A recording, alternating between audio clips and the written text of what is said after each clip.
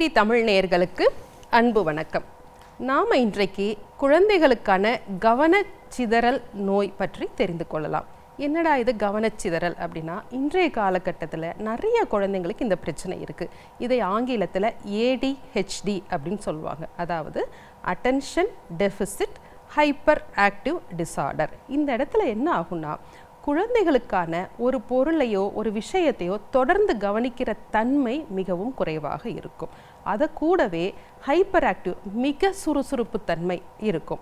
இது எல்லாமே நல்லதாக இருந்தாலும் ஒரு அளவுக்கு மேலே அதிகமாகும் பொழுது அதை நம்ம நோயாக தான் பார்க்கணும். இதை எதனால் அப்படின்னா, இந்த குழந்தைகள் எப்படி இருப்பாங்கன்னா, ரொம்ப ஹைப்பர் ஆக்டிவாக இருப்பாங்க. ஒரு விஷயத்தை கவனம் செலுத்த முடியாது, அல்லது எதிர்வினை ஆற்றுதல் இம்பல்சிவ் அப்படின்னு சொல்லுவாங்க. எதிர்வினை ஆற்றுதல் அதிகமாக இருக்கும். இதை எப்படி தெரிஞ்சுக்கலாம்? முதல்ல இன்அட்டென்ஷன்னா கவனம் இல்லாமல் இருப்பது. ஒரு சின்ன சின்ன விஷயங்களை சொல்கிறேன். ஒரு 9 அறிகுறிகள் சொல்லலாம். எப்படின்னா, ஒரு விஷயம் சொல்லும்போது அவங்களால தொடர்ந்து கவனிக்க முடியாது, அல்லது கவனிக்கவே முடியாது, அல்லது கூர்ந்து கவனிக்க முடியாது. இந்த 3 விஷயங்களுக்கும் சின்ன சின்ன வித்தியாசம்தான். கூர்ந்து கவனிக்க முடியாது, தொடர்ந்து கவனிக்க முடியாது, அல்லது கவனிக்கவே முடியாது. அல்லது அவங்க கவனிச்சுட்டு இருக்கும்போது ஒரு சின்ன ஒரு டிஸ்ட்ராக்ஷன் வந்தாலும் அடுத்த விஷயத்துக்கு போயிடுவாங்க. அதற்கப்புறம் கட்டளைகளை கீழ்ப்படிய முடியாது. எடுத்துக்காட்டாக ஒரு டீச்சர் போய் ஒரு சாக் பீஸ் எடுத்துகிட்டு வாங்கன்னா கொண்டுட்டு வர மாட்டாங்க. அதற்கப்புறம் பார்த்திங்கன்னா, அவங்களுடைய அன்றாட வேலைகளையே ஒழுங்குமுறைப்படி செய்ய முடியாது. அதற்கப்புறம் அவர்களுக்கு மூளை சார்ந்த ஏதாவது ஒரு வேலை கொடுக்குறோம், இந்த படத்தை பார்த்து வரைங்க அப்படின்னா அது அப்படி செய்ய முடியாது. அல்லது ஒரு லீடர்ஷிப்னு சொல்லுவோம், நீங்கள் 4 பேர் சேர்ந்து ஒன்றாக படிங்கன்னா அதை அவர்களால் செய்ய முடியாது. இப்படி ஒரு 9 அறிகுறிகளில் ஒரு 6 அறிகுறிகள் தொடர்ந்து 6 மாதத்துக்கு மேலே அதிக அளவில் இருந்தால் அவர்களுக்கு அட்டென்ஷனில் பிரச்சனை இருக்குது. என்ன டாக்டர், எங்கள் வீட்டில் இருக்க எல்லா குழந்தைகளுக்கும் இந்த சிக்கல் இருக்குது, ஏன் நம்மளும் இதை தாண்டி தான் வந்திருப்போம். இது எல்லாமே வளர வளர படிப்படியாக குறையும். எடுத்துக்காட்ட என்கிட்ட ஒரு பேஷண்ட் வந்தாங்க, ஒரு சின்ன பையன்.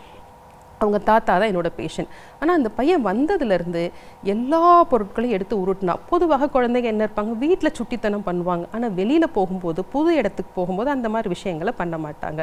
ஸோ இப்படி இருக்கும்போது நானே அந்த குழந்தைய கண்டுபிடிச்சேன். இப்படி கவனச்சிதறல் இருக்கும் பொழுது அவர்களுக்கு தேவையான நம்ம மருத்துவ உதவிகளை செய்யணும்.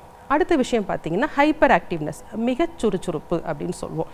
எப்படின்னா, குழந்தைங்க ஒரு கிளாஸில் இருக்கும்போது எந்த நேரம் கால் ஆட்டிக்கிட்டே இருக்கிறது, அல்லது டெஸ்க்குக்கு மேலே ஏறி நிற்கிறது, அல்லது ஒரு கேள்வி கேட்குறதுக்கு முன்னாலேயே பதிலை சொல்கிறது, பக்கத்தில் இருக்க குழந்தைங்களை தொந்தரவு செய்கிறது, அல்லது விளையாட முடியாமல் ஓடிக்கிட்டே இருக்கிறது. இந்த மாதிரி இவங்களுக்கு மிக சுறுசுறுப்பு, ஹைப்பர் ஆக்டிவ் அப்படின்னு சொல்லுவாங்க.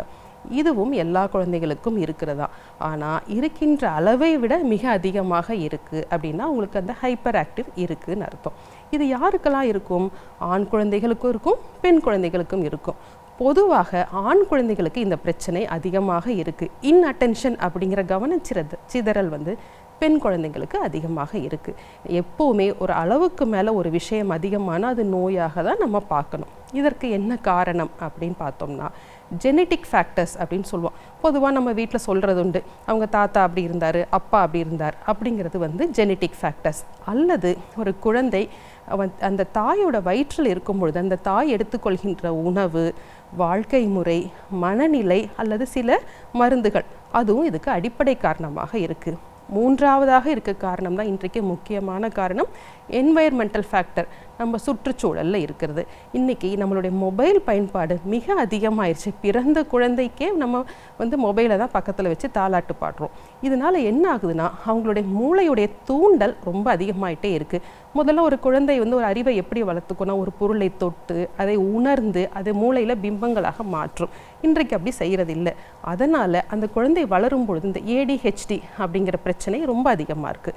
இதை ஆயுர்வேதாவில் நம்ம எப்படி பார்க்கலாம்னா, ஆயுர்வேதாவில் நம்மளுடைய இயக்கத்துக்கு வாதமும், நம்மளுடைய சுறுசுறுப்புக்கு பித்தமும், மிதமான தன்மைக்கு கஃபமும் சொல்லுவோம். இதில் வர வேறுபாடுகள் தான். அப்போ இந்த குழந்தைகளுக்கு அவங்களுடைய கற்றல் குறைபாடு இருக்கும், தூக்கமின்மையினால் கஷ்டப்படுவாங்க. அப்போ அவர்களுக்கு அந்த வாதத்தை குறைக்கக்கூடிய எண்ணெய் தேய்த்து குளித்தல், உடம்புக்கு தலைக்கு போன்ற சிகிச்சைகளை செய்யணும்.